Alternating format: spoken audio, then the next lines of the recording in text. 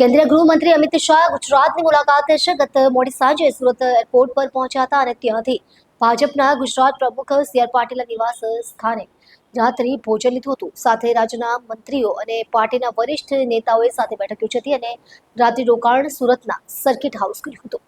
કેન્દ્રીય ગૃહમંત્રી અમિતભાઈ શાહ ગુજરાતની મુલાકાતે છે અને તેઓ સુરત પહોંચ્યા છે. તેમની આ મુલાકાત રાજકીય રીતે અત્યંત મહત્વપૂર્ણ માનવામાં આવી રહી છે. સુરત પહોંચ્યા બાદ અમિતભાઈ શાહ સીધા જ પ્રદેશ ભાજપ અધ્યક્ષ સી આર પાટીલના નિવાસ સ્થાને પહોંચ્યા હતા. બેઠકમાં રાજ્યના મંત્રીઓ અને ભાજપના દિગ્ગજ નેતાઓનો જમાવડો થયો હતો. અમિતભાઈ શાહનું આ રાત્રિ રોકાણ સુરતના સર્કિટ હાઉસમાં થવાનું છે. તેમની મુલાકાતનો મુખ્ય ઉદ્દેશ્ય રાજકીય બેઠકો અને આગામી કાર્યક્રમોની ચર્ચા કરવાનો હોવાનું મનાય છે.